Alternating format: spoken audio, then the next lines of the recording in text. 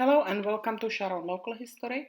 In this video, I would like to tell you a little bit about Dr. Walter Griffin, who was definitely one of the most prominent residents of town of Sharon.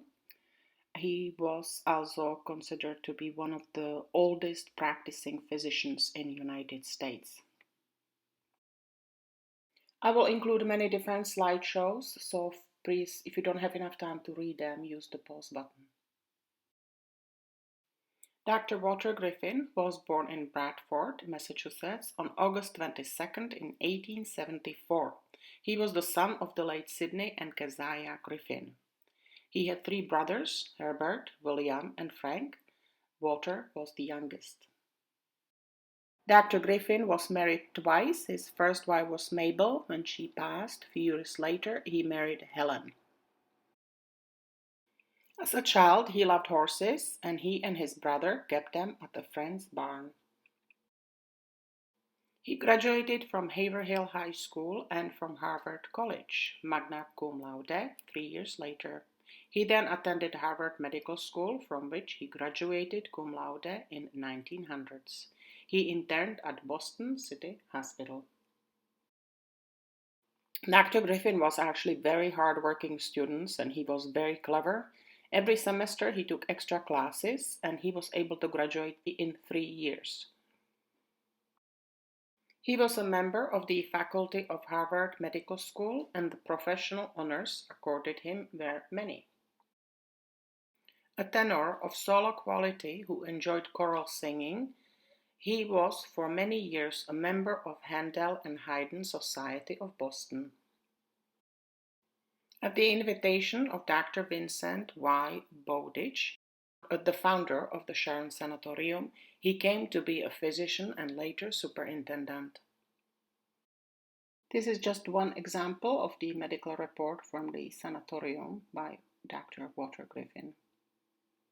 Use the pause button to read it. Shortly after Dr. Griffin came to Sharon, he married Mabel Cage on February 12, 1902. When first married, Dr. and Mrs. Griffin lived in an apartment on the sanatorium grounds, which I believe is this building, and then later moved to the new home at 113 Norwood Street. Mrs. Griffin died on September 16, 1955. In addition to his work at the sanatorium, he had a private practice in Sharon. He had his first office at 14 East Chestnut Street, and from that place he went to 62 South Main Street. In 1909, he purchased a house at 28 South Main Street and moved to that location. And in 1940, he bought the house at 38 North Main Street. This building on 38 North Main Street is well known as Dr. Griffin's office. The building is still standing. The owners took excellent care of it, and it is a private residence now. Sharon found a special place in his heart, and although he had none of his own, all children he encountered were very special to him. In 1911, he became a school physician for a salary of $25 a year. He held that position for 64 years. Dr. Griffin enjoyed singing, and he sang each Sunday in the choir of the First Congregational Church of Sharon, of which he was deacon emeritus. Children have long gone to Shallow Pond on the sanatorium grounds for safe skating in winter. To add to their pleasure, Dr. Griffin bought Betty's Hill so they could enjoy their sleds and skis in safety, which many children still do. Dr. Griffin and his second wife Helen lived at 113 Norwood Street in a small cape. The building is still standing. It was beautifully renovated and you can see the stone barn on the back. They both enjoyed physical work, gardening and taking care of the grounds. He was still chopping wood in his 90s.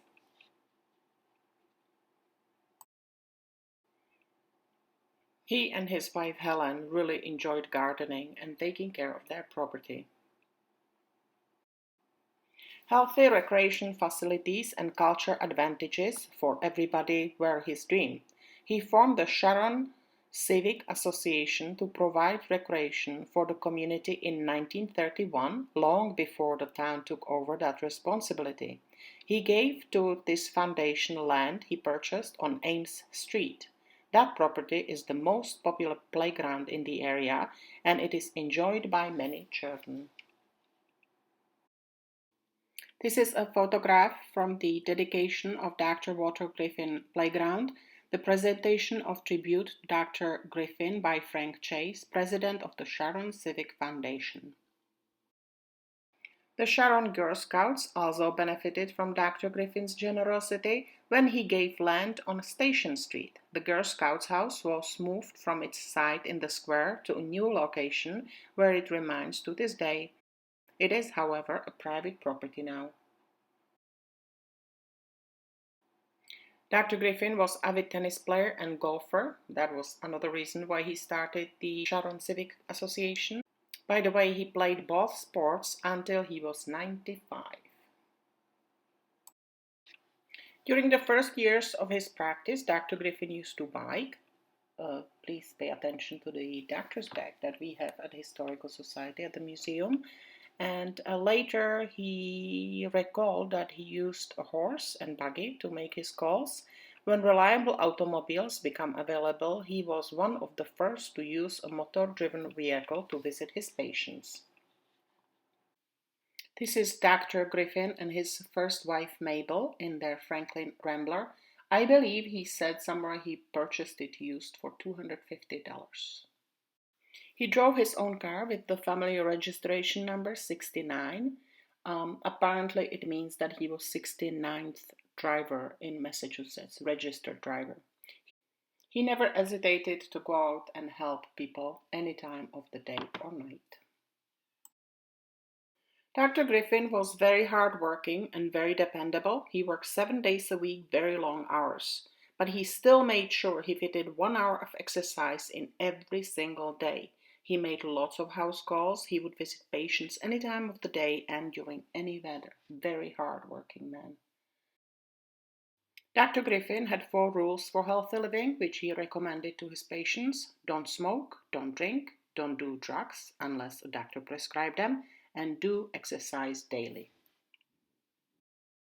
Sharon Conservation Commission was able to protect acres of land across Dr. Griffin's property on Norwood Street, which serves as a gateway to Sharon on Route 27.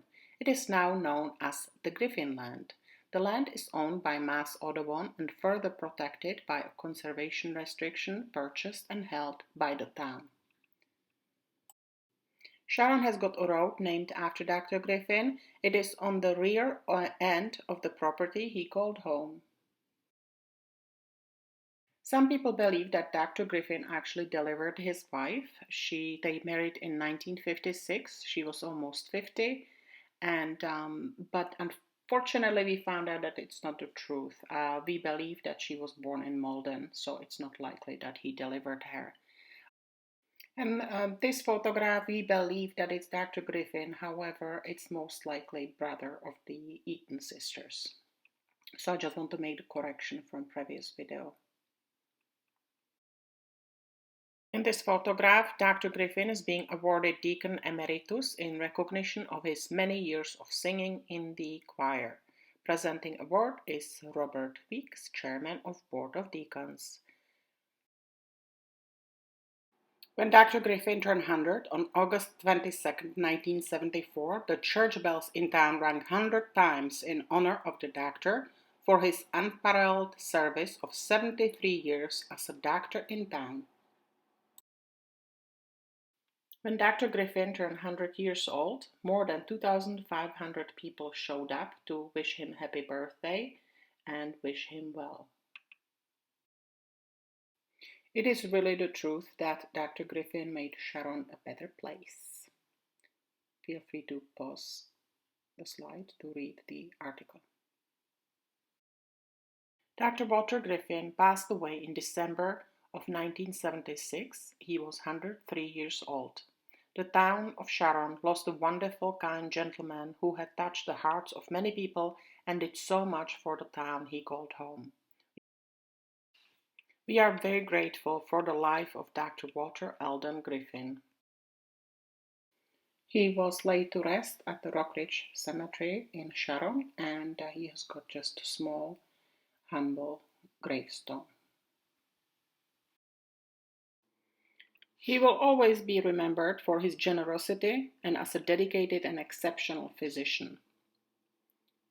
There were many boards and organizations that Dr. Griffin was part of. He served on the Board of Health in Sharon, Veterans Committee, Blue Hill Lodge of Masons, as well as Society of Dedham for Apprehending Horse Thieves.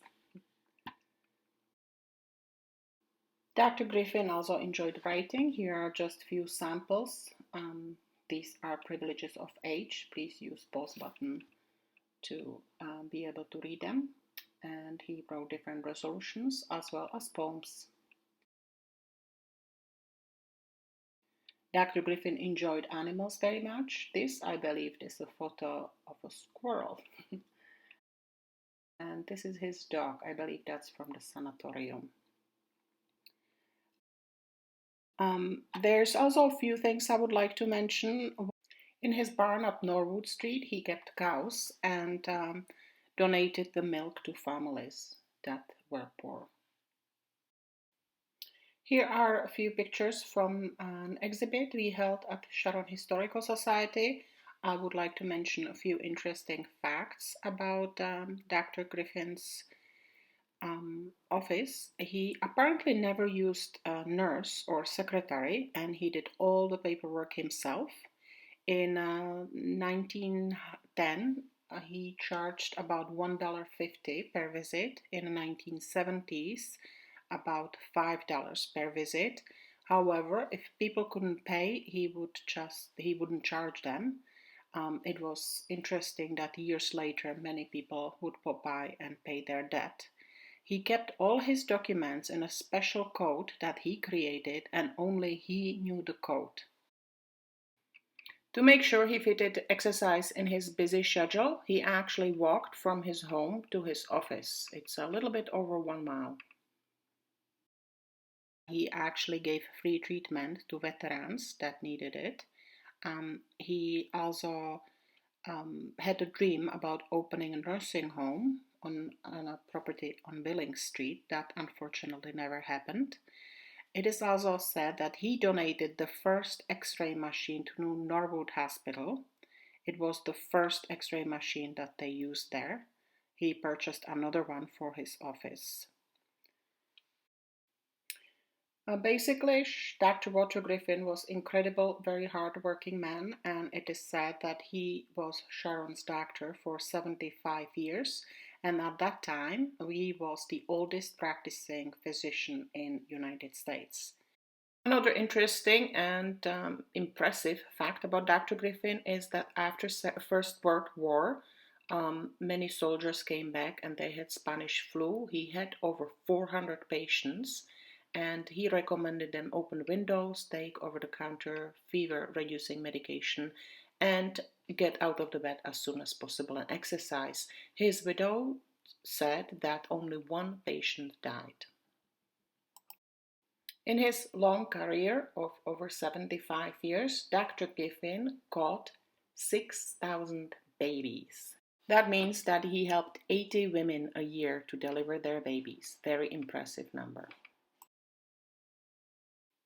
This is the end of the video. I'm sure as I finish I will find more information. However, I would like to thank you for watching this video, and feel free to subscribe to our channel. Thank you.